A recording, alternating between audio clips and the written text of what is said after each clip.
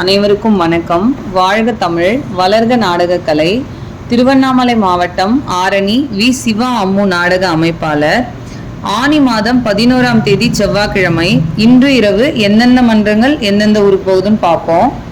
பெருவளையம் லாவண்யா நாடக மன்றம், மலையனூர் அடுத்த நொச்சலூர் தோப்பு அப்படிங்கிற ஊர்ல நம்ம லாவண்யா நாடக மன்றத்துக்கு நாடகம். மேல் ஒட்டிவாக்கம் ஜீவா நாடக மன்றம், சூனாம்பேடு அடுத்த கடுக்கலூர். சக்தி கணபதி நாடக மன்றம், அச்சிரப்பாக்கம் அடுத்த தேன்பாக்கம். பூவரசன் நாடக மன்றம், செய்யாறு அடுத்த கீழ்நெல்லி. பரணி நாடக மன்றம், தேசூர் அடுத்த புலிமாந்தாங்கல். பத்மா நாடக மன்றம், போலூர் அடுத்த எர்ணாமங்கலம், வில்வாரணி பக்கத்தில் இருக்கு. துளசி நாடக மன்றம், தேவிகாபுரம் அடுத்த மலையாம்புரடை. ஜெயலட்சுமி நாடக மன்றம், மதுராந்தகம் அடுத்த புத்திரன் கோட்டை. நவீனா நாடக மன்றம், ஷோலிங்கர் அடுத்த சூரை விசாலாட்சிபுரம். ஆரணி அசோக் நாடக மன்றம், தேவிகாபுரம் லைன்ல தும்பூர் பக்கத்துல மோகனப்பாளையம். ஜெயம் நாடக மன்றம், கோவில் பிறையூர் அவலூர்பேட்டை லைன்ல கிலாக்குப்பம். முத்துமாரியம்மன் நாடக மன்றம், பூதேரி அடுத்த அனத்தாங்கல். செய்யாறு ஸ்ரீ வாணி நாடக மன்றம், ஆரணி அடுத்த மலையாம்பட்டு. சபரி நாடக மன்றம், செய்யூர் அடுத்த இரும்பேடு. முத்தாலம்மன் நாடக மன்றம், நெமிலி அடுத்த ஆலப்பாக்கம். ஆரணி ஸ்ரீ வள்ளி நாடக மன்றம், லாலாப்பேட்டை அடுத்த தகரக்குப்பம். ஆரணி தனம் நாடக மன்றம், தேசூர் அடுத்த சாத்தப்பூண்டி காலனி. ஆரணி தனுஷ் நாடக மன்றம், பணப்பாக்கம் அடுத்த ரெட்டிவலம். ஆரணி நந்தினி நாடக மன்றம், உத்திரமேரூர் அடுத்த கட்டியாமந்தல். இன்று இரவு இத்தனை மன்றங்களுக்கு தான் நாடகம். நாடக கலை ரசிகர்கள் தொடர்ந்து நாடக கலையை பாருங்க. நாடக கலைக்கு வாய்ப்பும் ஆதரவும் கொடுங்க. நாடக கலைஞர்களாக இருந்தாலும் சரி, நாடக கலை ரசிகர்களாக இருந்தாலும் சரி, எல்லாருமே அவங்க உடல்நிலையில் ரொம்ப கவனமாக இருங்க. நிறைய தண்ணி குடிங்க.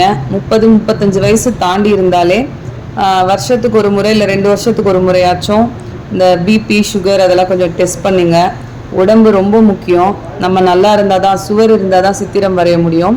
அதனால் உடம்பை ரொம்ப நல்லா ஆரோக்கியமாக பார்த்துக்கோங்க. அதுவும் நாடக கலைஞர்களுக்கெல்லாம் பெரும்பாலும் ரெஸ்ட்டு ரொம்ப தேவை. நைட்டில் கண்முழிக்கிற நீங்கள் பார்த்தீங்கன்னா பகல் நேரத்தில் குறைஞ்சபட்சம் ஒரு 5 மணி நேரமாவது நீங்கள் தூங்கணும். வீட்டில் இருக்கிற வேற ஒரு வேலை, ஏதாவது ஒரு பிரச்சனை அப்படின்னு சொல்லிட்டு தூங்காமையே சுற்றி உடம்பை கெடுத்துக்காதீங்க.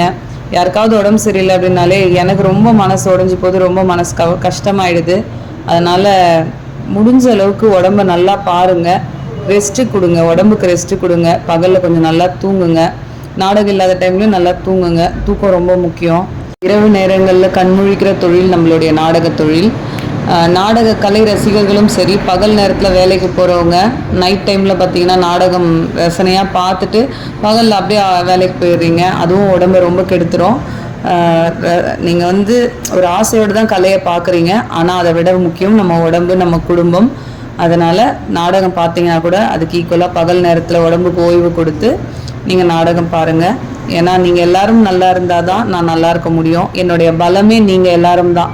நாடக கலைஞர்களும் சரி, கலை ரசிகர்களும் சரி. கலை ரசிகர்களுக்கும் சொல்கிறேன், உடம்பு ரொம்ப முக்கியம். ஹெல்த்துக்கு நல்ல ஒரு முக்கியத்துவம் கொடுங்க. தண்ணி நிறைய குடிங்க. முடிஞ்ச அளவுக்கு ஒரு அரை மணி நேரமாச்சும் நடக்கிற மாதிரி ஒரு வேலை செய்யுங்க. உடம்பு ரொம்ப ரொம்ப முக்கியம். நல்லா இருந்தால் தான், நீங்கள்லாம் நல்லா இருந்தால் தான் நான் நல்லா இருக்க முடியும். எனக்கு என்னன்னு தெரியல, இப்போ சமீப காலமாக நாடகத்துறையிலையும் சரி, நண்பர்களும் சரி, ஒரு சிலருக்குலாம் உடம்பு சரியில்லைன்றதை கேட்கும்போது ரொம்ப மனசு வலிக்குது. அதனால தான் நான் இதை உங்கள் கூட ஷேர் பண்ணணும்னு நினச்சி உங்களுக்குலாம் சொல்கிறேன். ரொம்ப நாள் ஆச்சு நான் இந்த மாதிரி நாடக பதிவு தவிர அடுத்த விஷயத்த பேசி ரொம்ப நாள் ஆச்சு. இருந்தாலும் அதை சொல்லணும், என்னுடைய சகோதரர்கள் நீங்கள்லாம் நல்லா இருக்கணும் அப்படிங்கிறதுக்காக சொல்கிறேன். என்றும் அன்புடன் உங்கள் ஆரணி வி. சிவா அம்மு பார்த்திபன், நாடக அமைப்பாளர். வாழ்க தமிழ், வளர்க நாடக கலை. நன்றி, வணக்கம்.